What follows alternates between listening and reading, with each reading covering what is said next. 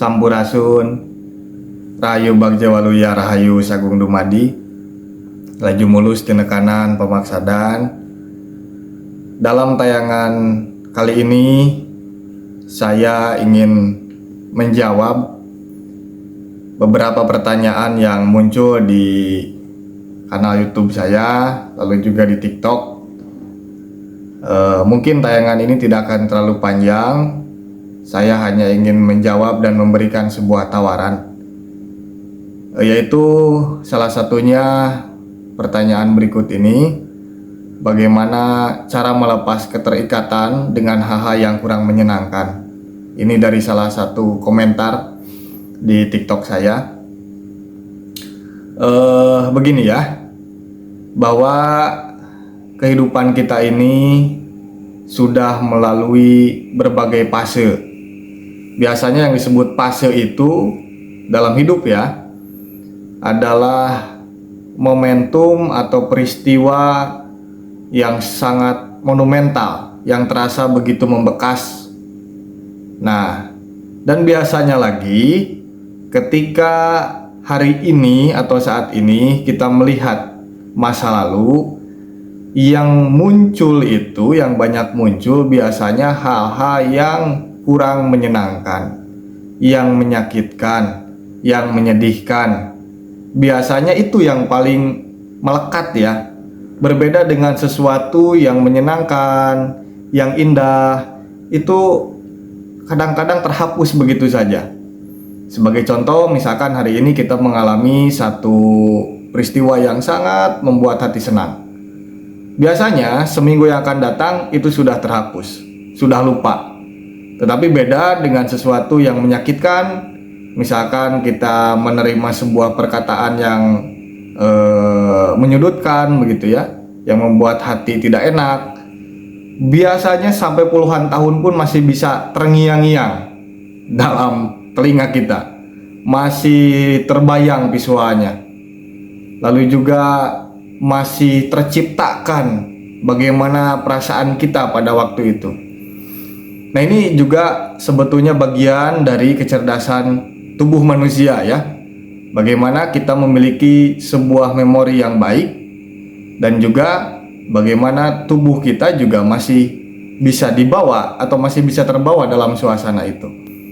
Dan biasanya ketika kita berbicara saat ini, itu kita berbicara tentang kepastian. Kenapa kepastian? Karena benar-benar dirasakan saat ini, di sini, sekarang. Contoh, hari ini saya tidur dan saya sudah tahu pengalaman dari tidur itu nyenyak, enak gitu ya. Lalu saya makan, karena saya lapar saya makan, dan seterusnya. Lalu biasanya ketika berbicara hari esok atau masa depan, itu selalu diisi dengan ketidakpastian, dengan rasa takut, dengan kekhawatiran. Contoh, ketika ekonomi kita misalkan sedang kacau ya, kita seringkali takut bagaimana nanti saya bayar ini begitu ya. Lalu juga bagaimana di tempat kerja kita menghadapi masalah dan lain sebagainya. Seolah-olah dipenuhi dengan berbagai rasa takut. Bahkan juga ketakutan itu bisa terciptakan. Contoh, kalau lagi melamun, mata kita merem, terbayang gitu ya, ada visual yang muncul. Nah, itu juga sebetulnya salah satu kecerdasan dari tubuh manusia, hebat sebetulnya. Jadi jangan minder-minder banget lah, walaupun kita punya kekurangan, dan kita juga harus ingat bahwa kita memiliki sesuatu yang luar biasa dalam diri kita. Nah, hanya saja kan persoalannya hari ini kita banyak dianjurkan, banyak diajarkan untuk melihat sesuatu itu keluar. Kalau ngomong surga dan neraka, kita harus dibawa keluar. Kalau ngomong tentang spiritualitas, tentang keagamaan, kita diajaknya keluar. Kita tidak pernah, bukan tidak pernah, jarang diajak, ayo lihat diri kamu sendiri gitu. Nah, ini barangkali yang perlu menjadi sebuah renungan. Lalu terkait pertanyaan tadi, begini, salah satu ajaran di Nusantara itu mengenal istilah kesadaran kemelekatan atau kesadaran yang dipengaruhi oleh kemelekatan. Ini jelas kaitannya dengan ragawi kita ya, hubungannya dengan indrawi kita, dengan mata, dengan hidung, dengan telinga, dengan mulut. Karena kemelekatan itu dipengaruhi oleh indra tersebut. Contoh, kita menyadari bahwa kita punya hidung, maka kita akan menyadari apa yang terhirup oleh hidung. Kita menyadari punya mata, maka kita akan menyadari apa yang dilihat oleh mata. Kita punya telinga, menyadari punya telinga, maka kita akan menyadari apa yang didengar oleh telinga, dan seterusnya. Nah, itu kesadaran yang dipengaruhi oleh kemelekatan. Nah, tentu saja berbagai fenomena rasa kan dipicu atau disebabkan oleh indra-indra itu.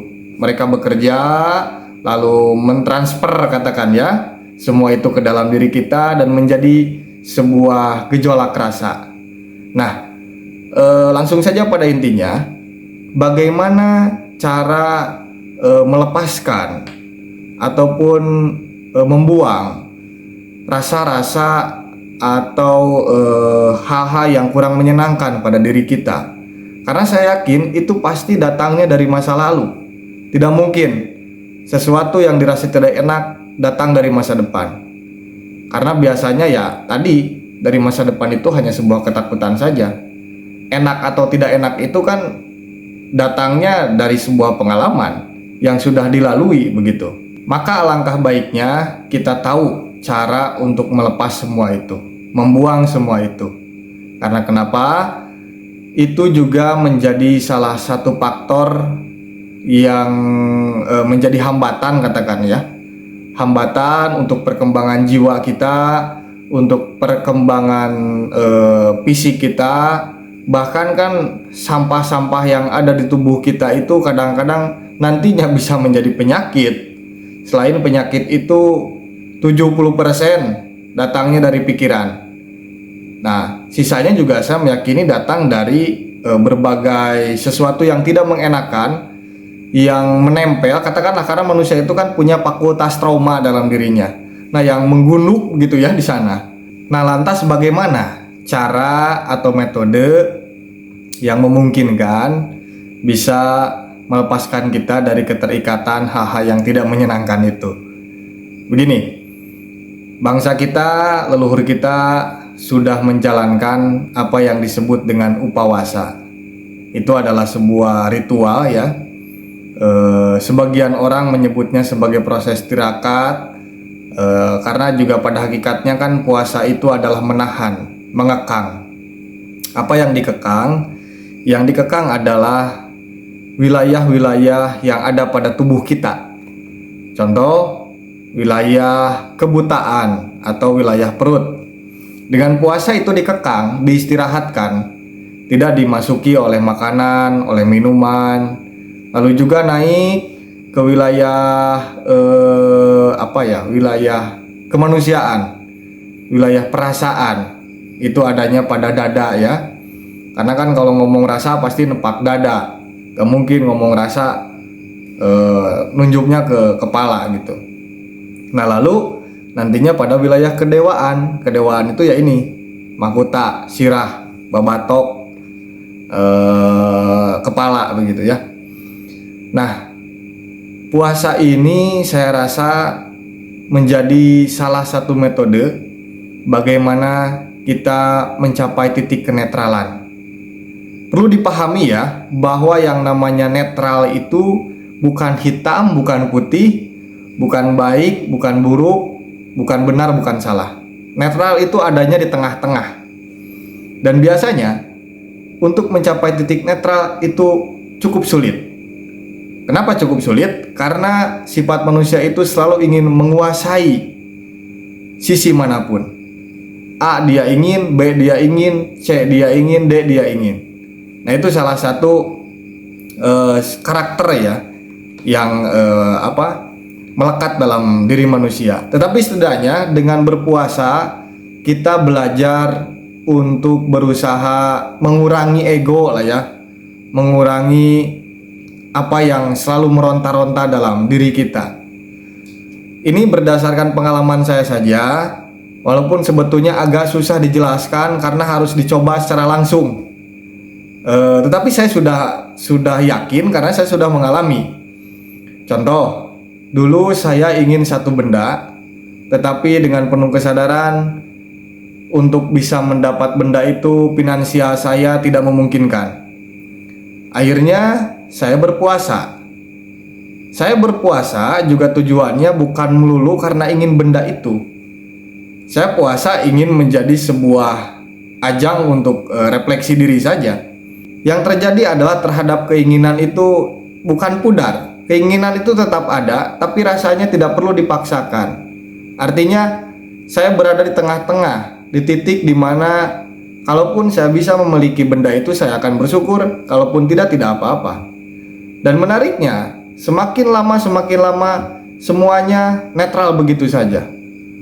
Dan ajaibnya, ketika sudah netral, benda itu datang dengan sendirinya tanpa kita berusaha untuk mendapatkannya. Nah, itu salah satu pengalaman dalam diri saya. Boleh percaya atau tidak silahkan, tetapi lebih baiknya dicoba saja, ya. Karena kan puasa ini tradisi yang sudah sejak lama leluhur kita lakukan.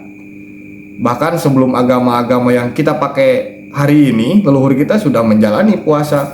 Dan saya yakin mereka sudah banyak yang merasakan manfaat dari puasa. Karena dari sisi kesehatan juga kan puasa itu sangat baik. Memberikan waktu, memberikan jeda istirahat untuk tubuh kita. Agar tidak selalu over ya, dimasuki berbagai macam makanan dan minuman. Nah, termasuk dalam konteks melepas keterikatan terhadap hal-hal yang tidak mengenakan ini, terutama yang datang dari masa lalu. Saya meyakini dengan berpuasa itu bisa netral ya. Jadi maksudnya begini, ambil contoh, misalkan kita punya peristiwa putus dengan pacar kita. Coba kita hadirkan lagi wajah mantan kita dan coba kita rekonstruksi lagi peristiwa atau kejadian sewaktu kita putus. Saya meyakini rasanya masih begitu jelas. Visualnya masih tergambar dengan nyata dan suasananya bisa begitu dirasakan. Nah, cara menetralkan hal itu, membuang rasanya ya yang saya maksud. Coba dengan berpuasa, saya yakin itu bisa. Walaupun sebetulnya ada metode lain, tapi yang pernah saya coba adalah dengan itu, dengan berpuasa begitu. Tapi jangan harap peristiwa itu terlupakan begitu saja. Saya meyakini itu akan tetap teringat, tetapi rasanya sudah tidak, sudah pudar. Maka ketika kita mengingat itu, kita tidak akan merasa lagi bagaimana sakitnya, bagaimana kecewanya, sudah netral saja. Nah, paling-paling seperti itu. Karena kalau diingat pasti, tapi rasanya tidak akan. Karena kan pengalaman itu sudah terekam, sudah menjadi data dalam diri kita, sudah menjadi bagian dari memori kita, sudah masuk. Jadi tidak mungkin bisa dilupakan selama memori kita masih baik, ingatan kita masih baik. Tetapi yang dalam hal ini rasanya yang sudah tidak akan dirasakan lagi, yang sudah tidak menyakitkan, mengecewakan, gitu, menyedihkan, itu sebetulnya. Jadi dicoba ya dengan berpuasa. Ya, saya meyakini lah ya, kawan-kawan juga sudah tahu lebih banyak terkait dengan puasa ini, terutama dari sisi kemanfaatannya seperti apa. Dan saya rekomendasikan silahkan dicoba. Jangan lama-lama, 3 hari dulu aja. Nanti kalau sudah kuat, tingkatkan jadi 7 hari begitu ya. Kalau puasanya bebas, mau ngabeti ya, kalau di Sunda ada istilah puasa ngabeti, yaitu hanya sahur dan berbuka dengan umbi-umbian, lalu juga mutih. Mutih itu ya dari sahur sampai buka makannya yang putih-putih dan tidak terlalu berasa seperti nasi begitu. Lalu juga banyaklah jenis-jenis puasa yang lain yang saya rasa semuanya juga baik, tergantung bagaimana cara kita menjalaninya dan rasa kita mengatur rasa kita saat kita menjalankan puasa itu. Saya rasa itu yang bisa saya sampaikan. Mudah-mudahan pertanyaan-pertanyaan lain bisa saya jawab ke depan. Saya harap Anda semua dalam keadaan baik, sehat, bahagia, selamat, dan tetap berkesadaran. Atur nuhun, sampurasun.